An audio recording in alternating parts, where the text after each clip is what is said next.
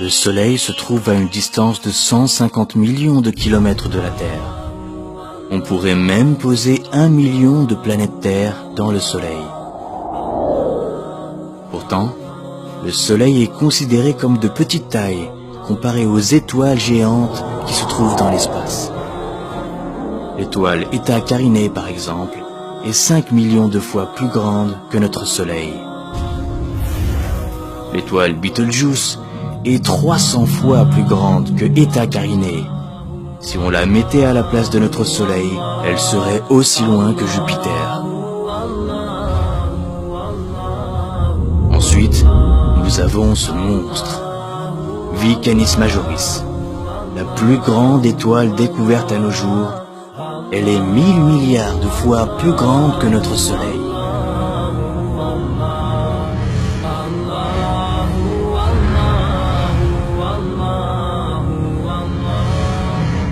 La Terre n'est plus qu'un vulgaire grain de sable.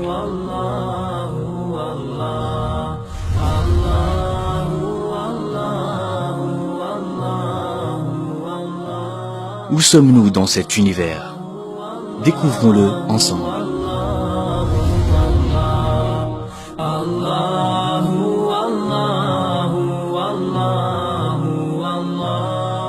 Si nous dépassons la couche thermosphère, située à environ 80 km au-dessus de nos têtes, nous verrions la Terre ainsi.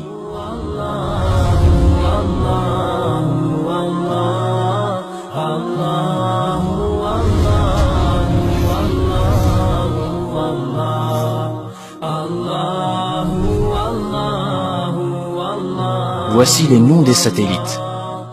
Ils ont été mis en orbite autour de la Terre.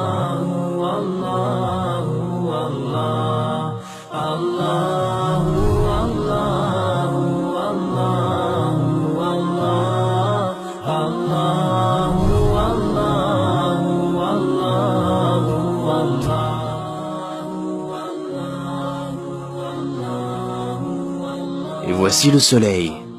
Il se trouve à une distance d'environ 150 millions de kilomètres de chez nous. En partant de la Terre et à la vitesse de 300 000 km/s, ce qui correspond à la vitesse de la lumière, nous mettrions 8 minutes à l'atteindre. Observons à présent à quel point les orbites des planètes de notre système solaire sont étendues. Voici que l'on s'éloigne du système solaire. À une distance de 1 jour à la vitesse de la lumière, la Terre devient à peine visible. Puis à une distance d'1 année-lumière, voici la luminosité du Soleil comparée aux autres étoiles, jusqu'à ce qu'elle disparaisse. Regardez cette gigantesque sphère. Elle contient des millions d'étoiles. Nous sommes à une distance de 70 années-lumière de la Terre. Du haut de ces nouvelles contrées inaccessibles, elle n'est plus qu'une petite aiguille insignifiante dans une botte de foin galactique. La Voie lactée est alors à 100 000 années-lumière. Puis, la Voie lactée, à son tour, devient un tout petit point parmi des centaines de milliers d'autres galaxies. Et a fortiori, parmi des milliards d'autres galaxies, à une distance de 100 millions d'années-lumière. En poursuivant ce voyage cosmique, nous atteignons des distances qui défient l'entendement. Nous voici aux confins des constellations, à 5 milliards d'années-lumière. Et ceci est ce que l'on a pu mesurer de plus grand à ce jour. Ce sont les cartes les plus lointaines que l'on puisse observer, et les derniers reflets du Big Bang. Arrivé à la fin de cet incroyable voyage intercéleste, à une distance époustouflante de 13,7 milliards d'années-lumière, et qui contient des trillions de galaxies, nous voilà en vérité dans le premier ciel du bas monde et ses ornements. Zinatus Semae Dunya. Tout ce que l'on vient d'entendre et de voir sur les étoiles et ses orbites, ses galaxies et ses astres, et si l'on se conformait aux nouvelles théories des multiverses ou métaverses, tout cela n'est autre que le ciel du Semae Dunya, le premier ciel du bas monde. Au-dessus se trouve donc un second ciel, et au-dessus un troisième, et ainsi de suite, jusqu'à atteindre 7 cieux superposés.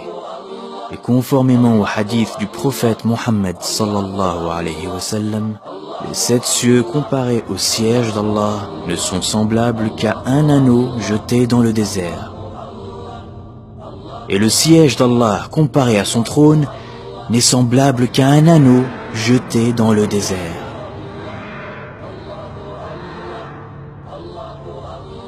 Si tout ce vaste univers qui dépasse l'entendement n'est autre que la pièce de monnaie et le désert, le trône d'Allah, alors imaginons la grandeur d'Allah.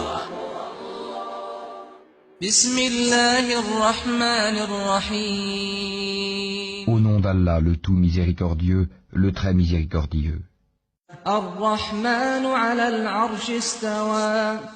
Le tout miséricordieux s'est établi istawa sur le trône. Alors, c'est qui le plus grand de l'univers? Allahu Akbar.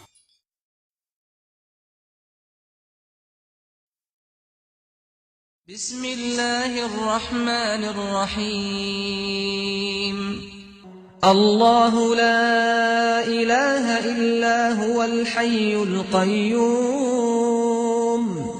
لا تأخذه سنة ولا نوم له ما في السماوات وما في الأرض من ذا الذي يشفع عنده إلا بإذنه يعلم ما بين أيديهم وما خلفهم ولا يحيطون بشيء من علمه إلا بما شاء وسع كرسيه السماوات والأرض ولا يؤوده حفظهما وهو العلي العظيم